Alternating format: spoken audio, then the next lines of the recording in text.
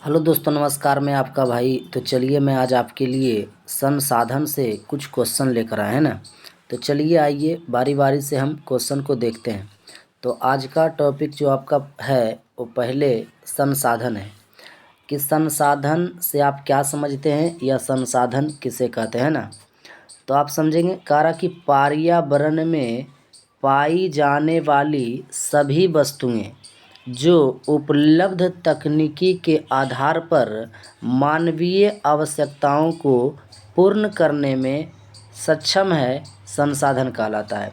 कहने का मतलब है कि वैसे वस्तुएं जो मानव की कमियां को पूरा करता हो, संसाधन कहलाता है ना। यानी इस प्रकार से आज जानते होंगे कि मानव को हर वस्तु की ज़रूरत है और वह वस्तु आपको पूरा करता है, तो वह वस्तु ही आपका क्या कहलाएगा, संसाधन कहलाएगा। जैसे कि आप कह सकते हैं, जैसे एक जगह से दूसरे जगह जाने के लिए आप साइकिल का प्रयोग करते हैं, गाड़ी का प्रयोग करते हैं ना। तो ये सब साइकिल गाड़ी जो है आपका एक प्रकार का संसाधन है। जैसे आप बैठने के लिए कुर्सी का प्रयोग करते हैं, तो कुर्सी भी आपका एक प्रकार का संसाधन है। तो जो भी वस्तुओं आपके कमियां को पूरा करता है वह संसाधन कहलाता है। तो आप संसाधन समझ गए होंगे। चलिए आइए अगले टॉपिक को देखते हैं।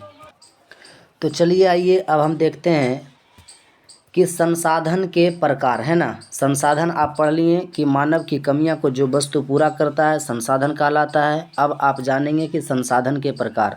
तो संसाधन के प्रकार आप देखेंगे तो ये आपका पहले दे रहा भौतिक संसाधन, दूसरा में जैविक संसाधन, तीसरा में मानवकृत संसाधन। यानी भौतिक संसाधन में आपका आ जाएगा भूमि, मृदा, जल, खनिज इत्यादि। यानी भूमि, मृदा, जल, खनिज जो है ये सब भौतिक संसाधन है। और जैविक संसाधन में आपका आएगा वनस्पति, वन्य जीव, जलीय जीव। ये आपका जैविक संसाधन में है। मतलब जो जिसमें जीवन हो, है ना, जो जीवित हो उसे जैविक संसाधन कहेंगे। मानवकृत संसाधन जैसे हो गया कि मकान हो गया, मंदिर हो गया, मस्जिद हो गया, तालाब हो गया, ये सब मानवकृत संसाधन है जो कि मानव के द्वारा बनाया गया है ना। तो आप भौतिक संसाधन, जैविक संसाधन और मानवकृत संसाधन समझ गए। तो चलिए अब आप आगे बढ़िए। चलिए तो अब आपको आगे देखना है कि संसाधन के वर्गीकरण के प्रमुख आधार क्या है ना। तो संसाधन के वर्गीकरण मतलब संसाधन के और भी अलग वर्ग में बांटा। तो सबसे पहले कह रहा कि उत्पत्ति के आधार पर, और उसके बाद में समाप्यता के आधार पर, स्वामित्व के आधार पर और अंतर्राष्ट्रीय के आधार पर, है ना। तो आप देखेंगे इसमें से आप समझ जाएंगे कि उत्पत्ति के आधार पर संसाधन के दो वर्ग में बांटा, एक जैव और एक अजैव। तो जैव में आप पढ़ेंगे कि जिसमें जीव जंतु हो, जिनमें जीवन हो उसे जैव समझेंगे, और जिसमें जीवन नहीं हो मतलब निर्जीव हो उसे आप अजैव समझेंगे, है ना। तो ये जैव एवं अजैव उत्पत्ति के आधार पर आता है ना। समाप्यता के आधार पर मतलब इसमें भी दो प्रकार के होते हैं, एक नवीकरणीय संसाधन और एक अनवीकरणीय संसाधन। नवीकरणीय संसाधन जो एक बार बनने के बाद में वह समाप्त होता है और वह पुनः फिर से बन जाता है, उसे नवीकरणीय संसाधन कहेंगे। जैसे में आप समझ सकते हैं सूर्य का प्रकाश, है ना। सूर्य का प्रकाश रोज समाप्त होता है, रोज बनता है ना। इस प्रकार से नवीकरणीय संसाधन कहलाएगा। और भी बहुत सा एग्जाम्पल है। अनवीकरणीय संसाधन जो एक बार बन जाएगा और समाप्त होने के बाद उसे बनने में लाखों करोड़ों वर्ष लग जाता हो, अनवीकरणीय संसाधन कहलाता है। जैसे में आप एग्जाम्पल में देखेंगे कोयला हो गया, है ना, पेट्रोलियम हो गया, ये सब समाप्त होने के बाद बहुत दिन बहुत समय लग सकता है, इसे अनवीकरणीय संसाधन कहेंगे। कारण स्वामित्व के आधार पर संसाधन कितने प्रकार के होते हैं। तो स्वामित्व के आधार पर चार प्रकार के होते हैं, एक व्यक्तिगत संसाधन, सामुदायिक संसाधन, राष्ट्रीय संसाधन एवं अंतर्राष्ट्रीय संसाधन, है ना। तो आप समझेंगे कि इस प्रकार से और भी एक दे रहा है अलग से आपको कि विकास के स्तर पर भी संसाधन होते हैं। तो देखिए संभावी होता है, विकसित भंडार एवं संचित कोष होता है ना। तो आप याद रखेंगे। चलिए बारी बारी से हम देखते हैं कि वर्गीकरण के आधार पर जो ये संसाधन बताया उसको हम लोग देखने का काम करेंगे, है ना। तो चलिए आइए देखिए। तो अभी आप पढ़ें कि संसाधन के प्रकार एवं उदाहरण भी आप इसमें देख सकते हैं कि जैव संसाधन है ना। तो अभी आप जैव संसाधन को देखे थे, देखिए ध्यान से कि उत्पत्ति के आधार पर जैव एवं अजैव देखे थे, है ना। उत्पत्ति के आधार पर जैव एवं अजैव है। तो देखिए जैव संसाधन एवं अजैव संसाधन। तो जैव में देखिए क्या कह रहा कि मनुष्य, वनस्पति, मत्स्य एवं पशु, है ना। आप ध्यान से समझिए, जैव संसाधन में आपका है कि जिसमें जीवन हो, मनुष्य हो गया, वनस्पति हो गया, मत्स्य मतलब मछली हो गया, पशु हो गया, ये सब आपका जैव संसाधन का है। और अजैव संसाधन में देखिए आपका दिया हुआ है चट्टान है, खनिज है, धातु है। तो ये सब अजैव है, यानी इसमें जीवन नहीं है ना।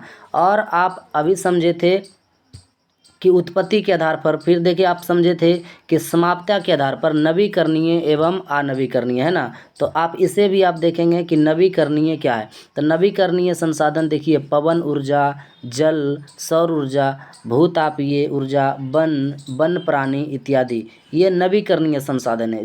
ये समाप्त भी होता है फिर से बनता है, इसलिए इसे नवीकरणीय संसाधन कहा गया है।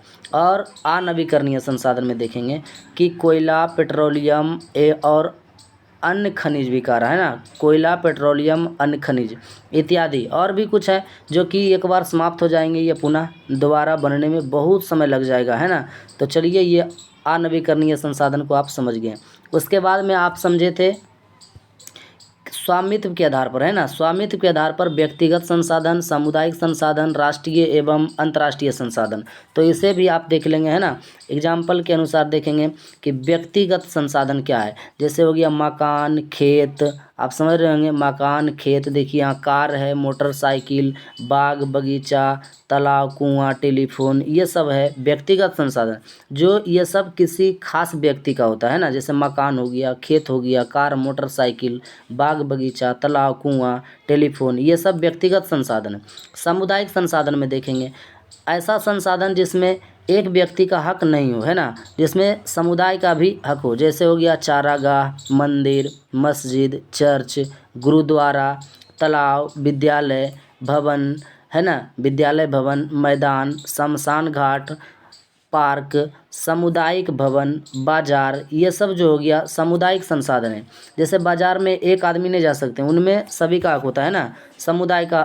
इस प्रकार से इसे सामुदायिक संसाधन आप समझेंगे।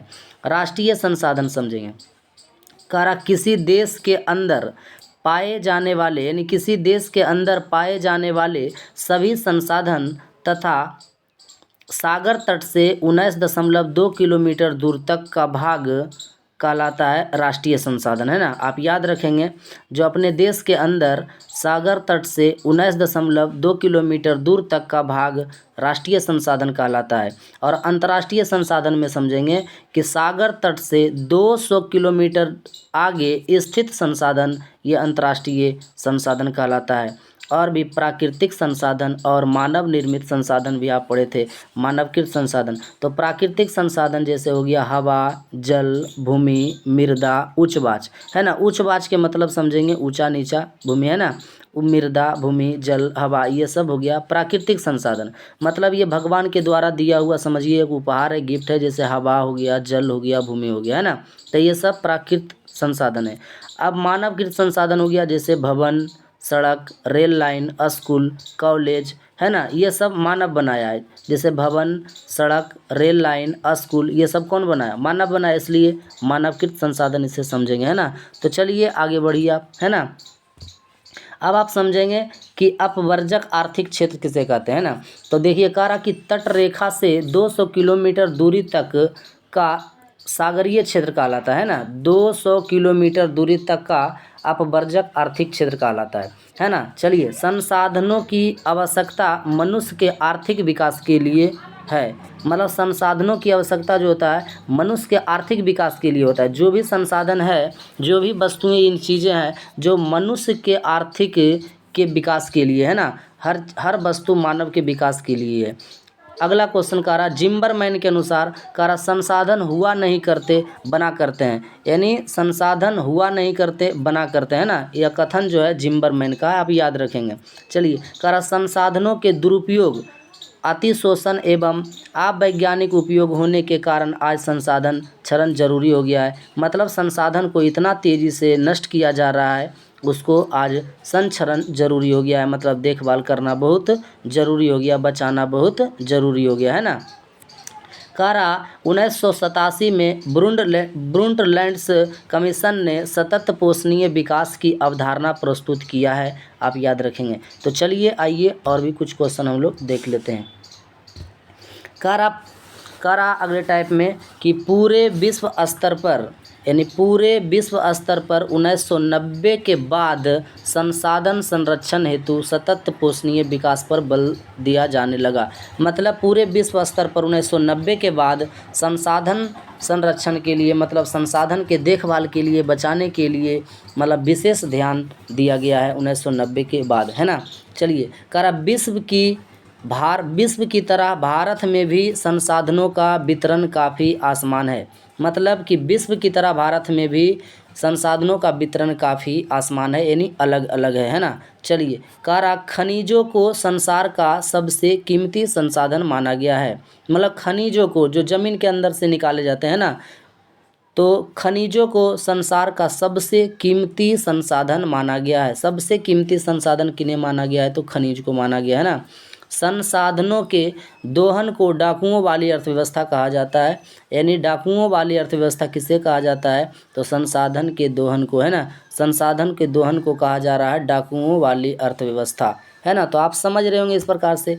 और भी आपका एक दो क्वेश्चन बच रहा है। कह रहा कि प्रथम पृथ्वी सम्मेलन कब हुआ था? तो 1992 में हुआ था, रियो डी जेनेरो में, है ना। ये कहाँ पड़ता है? तो ये ब्राज़ील में पड़ता है। याद रखेंगे, प्रथम पृथ्वी सम्मेलन 1992 में कहाँ हुआ था? रियो डी जेनेरो में हुआ था, ये ब्राज़ील में पड़ता है। द्वितीय पृथ्वी सम्मेलन हुआ था 1997, यानी 5 साल के बाद न्यूयॉर्क में हुआ था। कहाँ पड़ता है? तो ये अमेरिका में पड़ता है। तीसरा पृथ्वी सम्मेलन 2002 में हुआ था, कहाँ? जोहान्सबर्ग में, ये दक्षिण अफ्रीका में पड़ता है ना। तो इस प्रकार से आपको संसाधन से कुछ क्वेश्चन था, तो आप समझ रहे होंगे।